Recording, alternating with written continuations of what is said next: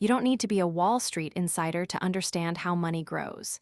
In fact, most people are leaving thousands on the table every single year because they think the stock market is just a casino where rich guys in suits gamble with other rich guys' money. That is a dangerous myth. And today, on Fiscal Beacon, we are going to bust that myth wide open. We're going to strip away the jargon, ignore the noise, and explain exactly what a stock is, how the stock market actually functions, and why it is one of the most powerful tools you have for building long-term wealth. By the end of this video, you won't just know the definitions, you'll understand the mechanics. You'll see the forest for the trees.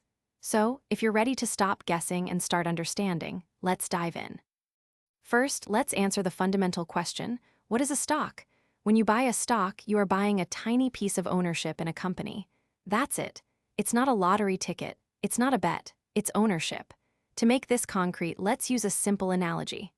Imagine you and 3 friends want to open a pizza shop. You need $100,000 to buy ovens, rent the space, and buy ingredients. You don't have that money. So you decide to split the company into 10,000 equal pieces. Each piece is a share or a stock. If your friend buys 1 share, they own 1/10,000th of the pizza shop. If they own that share, they have a claim on a tiny fraction of the profits. If the pizza shop becomes the next Domino's, that 1 share could be worth millions. If the pizza shop burns down, that share could be worth 0. You are now partners. You share in the risk, but you also share in the reward. That is the essence of a stock. It is a slice of the pie. Now you might ask, why would a company do this? Why not just take out a loan from a bank? Great question. Companies can do both. They can borrow money, which is debt, but when they sell stocks, they are raising equity. The key difference is that stockholders don't get paid back like a bank loan. Instead, they become part owners. Companies sell stocks to raise capital without having to pay interest on a loan.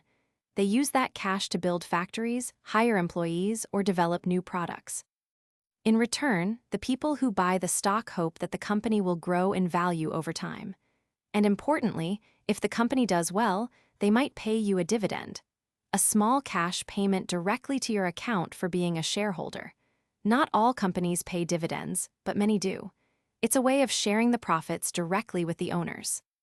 So how do we actually buy these slices? This brings us to the stock market. The stock market isn't a physical place with a shouting floor like you see in old movies. Well, not anymore. It's a massive digital network where buyers and sellers meet. Think of it like a giant global flea market, but instead of selling old lamps, everyone is trading pieces of companies like Apple, Tesla, or Coca-Cola.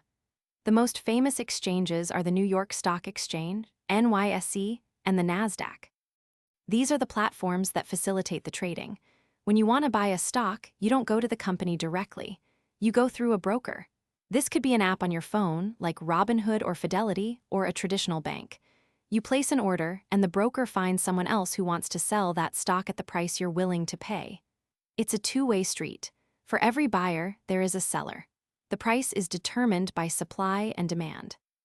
If more people want to buy Apple stock than sell it, the price goes up. If more people want to sell than buy, the price goes down. It's that simple, though the psychology behind it can be incredibly complex. Now let's talk about why the price changes. This is where most beginners get scared. You open your app and you see your investment is down 5% today. Panic sets in. But why does it change? It changes because the market is forward-looking. It's not about how the company did yesterday, it's about what people think it will do tomorrow. Imagine a local bakery. If the bakery just announced they're opening 5 new locations next year, everyone would want to buy a piece of it.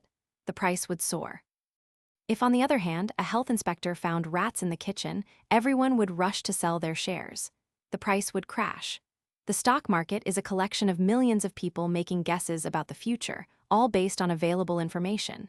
Sometimes that information is solid, like earnings reports. Sometimes it's rumors or fear or hype. When the market is volatile, it's often because there's uncertainty. But here is the key insight: short-term price movements are noise.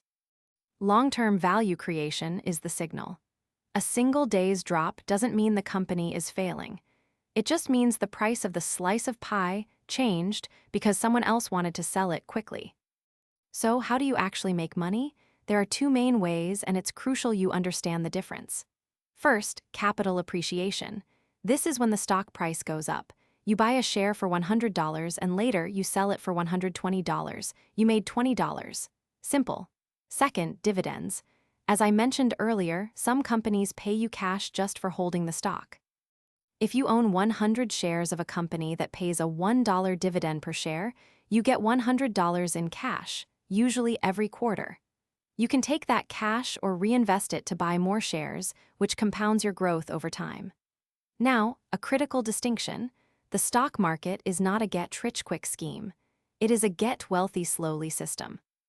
The average annual return of the S&P 500, which is a basket of the 500 largest companies in the U.S., is about 10% per year, adjusted for inflation, over the last century. That sounds boring, but it's powerful. If you invest $10,000 and never add another dollar, at 10% returns, it becomes $16,000 in 5 years. But if you add $500 every month, that number grows exponentially. Time is your best friend. The longer you stay in the market, the more the compounding effect takes over. This is why trying to time the market, buying at the exact bottom and selling at the exact top, is almost impossible. Even professional hedge funds fail at this consistently. The strategy that works for 99% of people is time in the market, not timing the market. Let's put this into practice with a realistic example. Let's say you're 30 years old. You decide to invest $500 a month into a low-cost index fund that tracks the whole market. You do this automatically, so you don't even think about it. You ignore the news. You don't sell when the market dips 10% because you know it will likely recover. You keep buying. Fast forward 30 years. Assuming an average annual return of 7% after inflation, you would have contributed $180,000 of your own money. But your account would be worth roughly $600,000 to $700,000. The extra $400,000 to $500,000 came from compound growth. You didn't need to be smart. You just needed to be consistent and patient. This is the power of the stock market. It allows you to own a piece of the global economy's growth without having to run a business yourself. You benefit from the innovations of tech companies, the stability of consumer goods giants, and the hard work of millions of employees worldwide. Of course, there are risks. If a company goes bankrupt, you could lose everything you invested in that specific stock. That's why diversification is key. Buying an index fund or an ETF, exchange-traded fund, means you're buying a little bit of hundreds or thousands of companies. If one fails, the others balance it out. You're not betting on one pizza shop, you're betting on the entire food industry. This reduces your risk significantly. Also, remember that the market will always have ups and downs. There will be recessions. There will be crashes. In 2008, the market dropped nearly 50%. In 2020, it dropped 30% in a few weeks. But in both cases, it recovered and went on to new highs. If you need your money in the next 1 or 2 years, the stock market is not the right place for it. It's for money you don't need for at least 5 to 10 years. Always keep an emergency fund in cash before you invest. This is a crucial safety net. It ensures that if you lose your job or have a medical emergency, you don't have to sell your stocks when the prices are low. You can wait for the recovery. So what's next? You don't need to become an expert overnight. Start small. Open a brokerage account if you haven't already. Set up an automatic transfer even if it's just $50 a month. Buy a broad market index fund. Then step back. Let time do the heavy lifting. The hardest part is starting. The rest is just staying the course. Remember, this video is for educational purposes only. I am not a financial advisor, and this is not personalized financial advice. Markets involve risk, and you should consider consulting a financial advisor to discuss your specific situation. But the principles remain the same. Start early, stay diversified, keep costs low, and don't panic. If you found this breakdown helpful, do us a huge favor and hit that subscribe button. We're building a community of people who want to take control of their financial future, and we'd love to have you with us. In our next video, we're going to talk about the difference between ETFs and mutual funds and which one is better for your wallet. You don't want to miss it. Until then, keep learning, keep growing, and keep your fiscal beacon.